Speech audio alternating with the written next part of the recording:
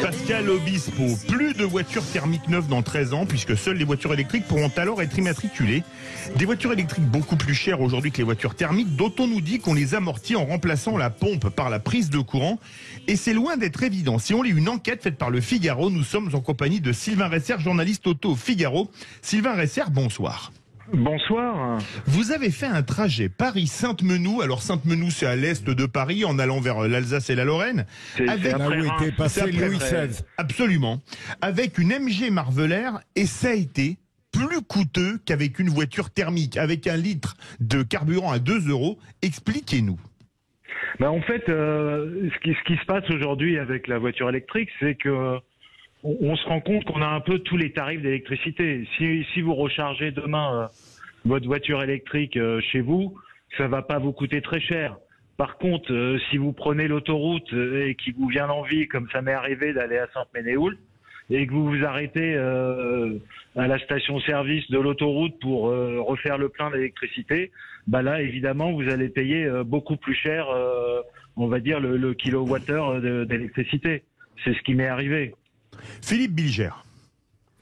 Oui, merci de me donner la parole. Vous êtes très aimable de me permettre d'exprimer mon ignorance entre le véhicule électrique et l'autre. D'abord, je n'avais pas de notion très claire et je constate que là aussi, notre journaliste riposte à des idées reçues.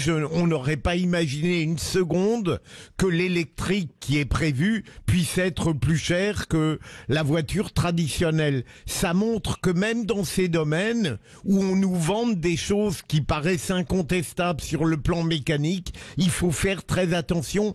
Pardon de ne pas vous poser une question plus pertinente, mon ignorance technique étant absolue. J'en suis navré. Justement, Sylvain Resser, le prix, expliquez-nous, le prix est pas du tout le même selon qu'on soit sur un opérateur ou un autre, c'est très flou. Oui, en fait, c'est là où le consommateur a un peu de mal à s'y retrouver. C'est que même à l'endroit où j'ai rechargé, vous pouvez avoir plusieurs tarifs. Alors moi, j'ai payé 87 centimes la minute. Il faut savoir que si vous avez une autre carte ou si vous avez un certain type de véhicule d'une marque à passer un accord avec l'opérateur, vous allez payer moitié prix. L'opérateur en question, aujourd'hui, c'est 87 centimes le kilowatt à la minute. Enfin, c'est 87 centimes la minute, pardon, et ça va changer de tarification au mois de juillet. Ils vont passer au kilowatt. Ah oui. Donc en fait, c'est assez nébuleux. Donc, et mon propos était de dire que si vous rapportez le coût de la recharge à l'autonomie, bien évidemment, l'essence ou le diesel garde toute sa pertinence. Françoise Degois. C'est-à-dire que, si je puis me permettre, je comprends pas bien vos explications parce que c'est un truc de spécialiste. En gros, non, c'est très simple. Non, je vais juste poser la question moi-même. Merci Philippe David. Donc, pour aller à Saint-Menou, il vous faut combien de minutes d'autonomie de batterie? Alors, c'est très simple. Il me fallait, j'ai chargé 33 kWh plus 52 kWh, donc j'ai chargé plus de 85 kWh. Et donc voilà. ça vous revient à combien en sous ça revient à 36,58 € plus 28,74 €. Ça fait, si vous faites l'addition, ça fait 50. 36 et 28, 64 €. C'est vachement... 55 €. Mais c'est vachement cher en fait. Et en essence, vous auriez... Non, mais attendez. Donc on va être super simple pour les cerveaux un peu. Moi, je suis un cerveau féminin. Je suis pas aussi complexe que vous. Il y a le mien là-dedans. Hein. Voilà. Nous deux, Philippe Bilger et moi, on comprend rien. On n'est pas des ingénieurs. Ah, mais c'est très simple. Donc, mais laissez-moi. Je sais que tout est très simple avec vous. Donc, ça veut dire que avec votre voiture pour aller à Saint-Menou, vous auriez dépensé combien d'essence? J'aurais dépensé, c'est simple, il fallait quasiment 14 litres d'essence pour l'aller, donc 28 litres pour le retour, avec aujourd'hui un litre de diesel à 2 €. Balles, quoi. Ça fait 56 balles. C'est pareil. D'accord.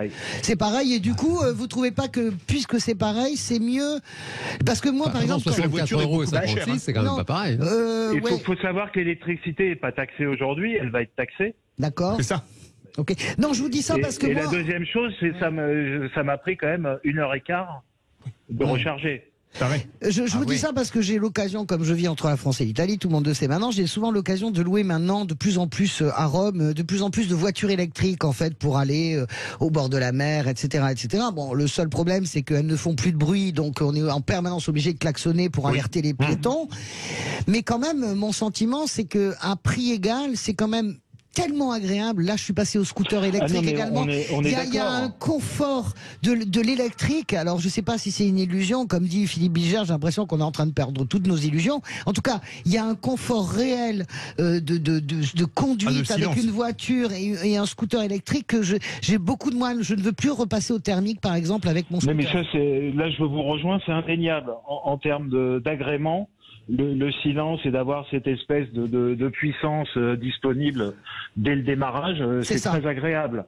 Après, la voiture électrique, à mon sens, est plutôt faite pour la ville ou les courts trajets, plutôt que les longs trajets pour aller en vacances. Et là, c'est un peu la démonstration. Absolument. Même les Tesla Mais toutes les voitures, il faut savoir que passer 120 km/h, l'autonomie annoncée par le constructeur doit être quasiment divisée par 2. Ah oui, ça change beaucoup de choses. Quand un constructeur vous dit qu'on a 400 km d'autonomie, si vous faites de l'autoroute à la vitesse autorisée, c'est-à-dire à 130 km/h, vous allez avoir 200-220 km d'autonomie. Donc ça veut dire qu'il va falloir vous arrêter tous les 200 km. Peut-être moins parce qu'il n'y aura peut-être pas de borne tous les 200 km. Jean Dorido. Oui, non, moi j'avais une question. Bon, alors bon, je rejoins tout ce qui a été dit. C'est vrai que c'est très compliqué d'analyser tout ça quand on n'est pas vraiment spécialiste dedans à 100%. Votre analyse des prix, manifestement, elle est tout à fait juste et transparente. Maintenant, moi, la question que j'aurais pour vous, monsieur qui connaissez bien le sujet d'automobile, ce que je trouve très angoissant, bon, la planète, c'est essentiel, l'électrique, bon, ça manifestement, c'est mieux que le moteur thermique. Toutefois, ce qui m'angoisse, c'est la perte d'emploi que ça va générer parce que il n'y a pas de maintenance pratiquement sur les moteurs thermiques, sur les moteurs électriques, pardon, sur les moteurs thermiques, il y a plein de pièces d'usure, il y a tout un tas de trucs à changer régulièrement, à fabriquer. Donc ça fait vraiment du job. Et je ne sais pas si vous avez déjà chiffré ça, puisque manifestement vous calculez les conséquences, le nombre d'emplois que ça va faire perdre de passer comme ça au 100% électrique. Vous avez tout à fait raison. Ça a été chiffré. C'est de l'ordre, si on compte à la fois le volet industriel et le volet commercial, c'est-à-dire tous les réseaux de distribution, les garages, les stations-service, etc., c'est 170 000 emplois en France qui sont menacés. Et on parle même pas, donc ça c'est l'industrie et la distribution, mais il y a aussi le fait qu'on déplace la dépendance, c'est-à-dire qu'on sort d'une dépendance au pétrole pour aller vers une dépendance à la Chine, parce qu'aujourd'hui, il faut voir que les batteries, les moteurs, tout ça va être fabriqué en Chine. Et c'est pas demain qu'on va fabriquer en France toutes les batteries dont on aura besoin et tous les moteurs électriques dont on aura besoin. Avec les terres rares, j'imagine qu'il faut, qui sont nécessaires en plus. C'est ça, bien sûr. Dernière question, la TICPE, ça rapporte 30 milliards à l'État, 18 pour l'État, 6 pour les régions, 6 pour les départements. Quand tout le monde va rouler à l'électrique, on va transférer sur l'électricité la TICPE, non? Bien sûr, mais il semblerait, ce qu'on m'a dit, que le dossier est déjà prêt à Bercy. Bercy, les dossiers sont toujours prêts à Bercy. Ça, ils sont toujours ils vont très vite. Ils sont tous les fonds de tiroir, ils prennent les grands ciseaux, ils coupent, ils rajoutent et la musique. Mais même chez vous, pourquoi on installe des compteurs Linky? Parce que le compteur Linky va être capable de repérer qu'un véhicule est en train de recharger. Oui, absolument. Donc il va faire la distinction. Et donc quand vous chargerez votre voiture chez vous, toc, le compteur Linky dira là on charge une voiture, il faut le tarif spécial. Le tarif spécial, absolument, ça je le savais. Non, c'est stressant, excusez-moi. Merci de nous avoir stressé, vous êtes très sympa. Je vous incite à lire le dossier dans le Figaro, c'est en gratuit et alors c'est très intéressant. Merci beaucoup Sylvain Resser, journaliste auto. Merci et à très bientôt, journaliste auto au Figaro. Tout de suite notre grand débat. La France va-t-elle être ingouvernable? Vous êtes 74,2% à dire oui. Vous voulez réagir, le 0826 300 300. Sud Radio.